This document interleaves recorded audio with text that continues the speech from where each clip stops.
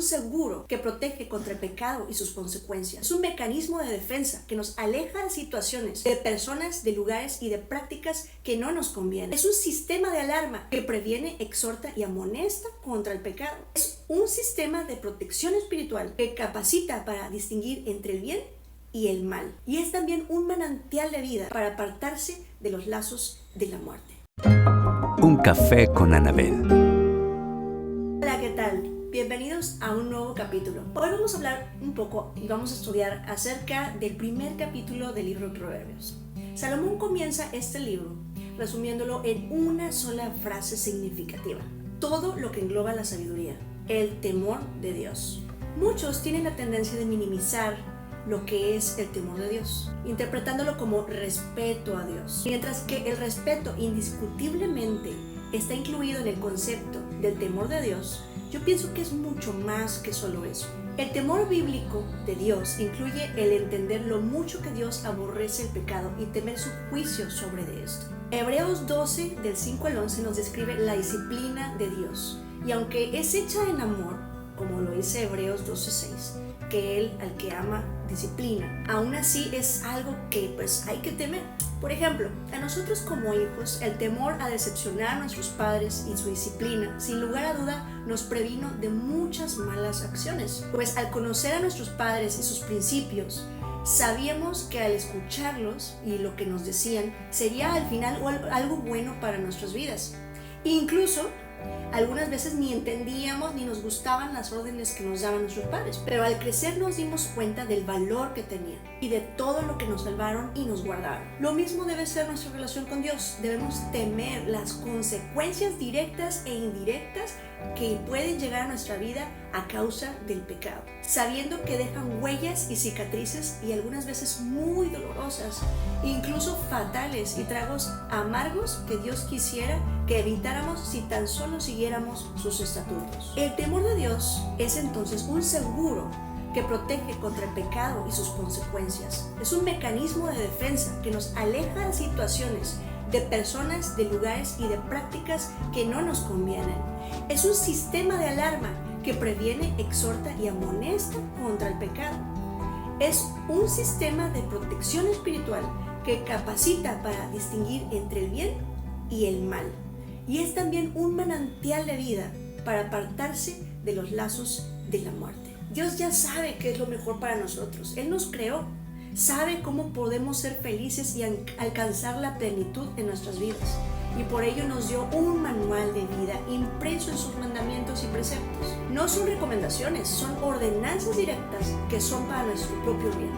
El que nosotros los sigamos, las apropiemos y las apliquemos a nuestra vida dará como resultado el temor de Dios y el principio de la sabiduría. Si nosotros decidimos hacer lo que en nuestro propio juicio es correcto, siendo contrario a lo que Dios en la Biblia nos dice, nos condenamos a una vida lejos de Dios y lejos de las bendiciones eternas a su lado. Pensando en la falsa libertad, en realidad nos acercamos más al pecado y sus consecuencias, y experimentamos un gran vacío, inseguridad y esclavitud al pecado. En cambio, si nos acercamos a Dios, encontramos esa libertad de las cadenas del pecado y la plenitud de nuestra vida, pues cumpliremos el propósito para el cual fuimos creados, al estar cerca de Dios. Bueno, y Salomón, después de haber dejado sentado este primer mensaje, adivina cuál fue el primerísimo consejo con el que él decidió comenzar el libro de Proverbios. ¿Qué fue lo que Salomón consideró era lo más urgente de escribir desde el principio? Estar lejos de los negocios deshonestos. Este pasaje habla del perfil de la persona que ama ser fraudulenta y hacerse de dinero fácil. En el versículo 11 podemos ver que a esta gente le gusta aprovecharse de otras personas inocentes. En el versículo 12 dice que no le importa dejar en ruinas a otras personas. En el 13 nos dice que genera sus riquezas robando. En el versículo 14 nos dice que buscan cómplices como socios. En el versículo 16 dice que no tienen escrúpulos ni integridad. Salomón también nos dice cuál es la principal motivación y lo que provoca a este tipo de personas a actuar así: la codicia. El versículo 19 lo denota. Tales son las sendas de todo el que es dado a la codicia. Y asimismo nos dice cuál es el fin y cuál es la consecuencia de vivir de esta manera. La misma muerte. Esta gente llega y te envuelve y te engaña quizá con sus palabras diciendo que actuar de esa manera te va a llevar al éxito y a la prosperidad. Quizá les lleve a tener muchas posesiones, muchas riquezas materiales malavidas, pero ¿a qué precio? ¿La muerte? ¿Qué esperanza de vida puede tener alguien que se maneja así en la vida? Pero claro, ellos te pintan tan bonito el camino que de veras muchos creen que esa es la solución a todos sus problemas. La recomendación aquí de Salomón es muy clara y contundente. No te dejes engañar, no cedas, como dice el versículo 10, y aléjate de ellos en el versículo 15. La recomendación es muy clara. No te hagas amigo de ellos y ni siquiera convivas con ellos. También Salomón menciona que el mensaje de la sabiduría es muy claro y que por todos lados encontraremos señales y motivos para escuchar lo que debemos hacer en estas situaciones. Así que no hay excusa.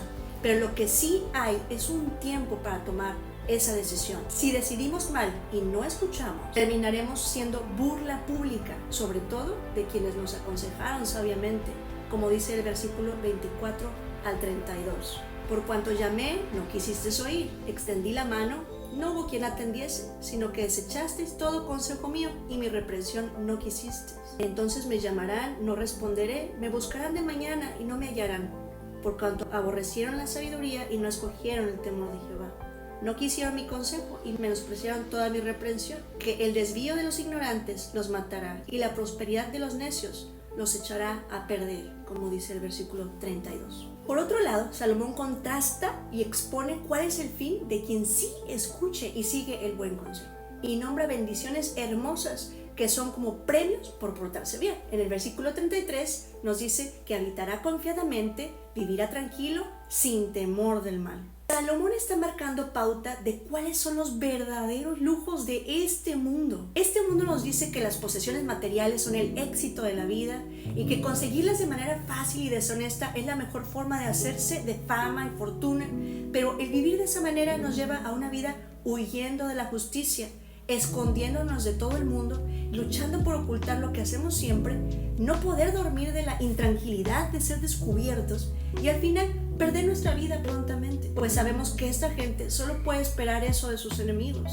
que le quiten la vida o a quienes aman. Pero Salomón dice, no, los verdaderos lujos son una vida en paz, con tranquilidad, sin tener nada que ocultar, ni a nadie a quien le debas nada, irte a la cama a dormir tranquilo, agradeciendo un día más las bendiciones, comer del fruto de tu esfuerzo, de tu trabajo digno, disfrutar lo que tienes con los que amas, compartir con otros esa bendición y provisión de Dios que tienes, vivir sin temor, sin miedo, sin pena, con la frente en alto, saludar a todos con integridad y que otros vean esa luz que irradia tu rostro y consideren tu vida como un ejemplo por cómo te diriges y las decisiones que tomas y admiren tu vida y así reflejes a Dios a través de lo que tú haces. Todas esas son las coronas y los collares de los que nos habla el versículo 9. Porque adorno de gracia serán a tu cabeza y collares a tu cuello. Esos, amigos, son los verdaderos lujos de esta vida. Quien los entiende y quien los abraza y quien decide y apuesta por ello en su vida es y será sin duda el hombre más sabio de este planeta. ¿Y tú cómo consideras tu vida? ¿Cómo diriges tus negocios? Tal vez todavía sea tiempo de escuchar ese consejo y desistir de esa mala maña de querer hacerse rico a costa de malos negocios. Quizá esta sea tu señal y la última oportunidad para cambiar el rumbo y decidir hacer las cosas bien. Porque mañana quizá sea demasiado tarde para ti. El que tenga oídos para oír, que oiga. Gracias por quedarte hasta el final de este episodio. Suscríbete para recibir notificaciones de capítulos nuevos y sobre todo comparte este mensaje a quienes creas que puede ser de bendición. Nos vemos en el próximo capítulo de esta serie Proverbios de hoy.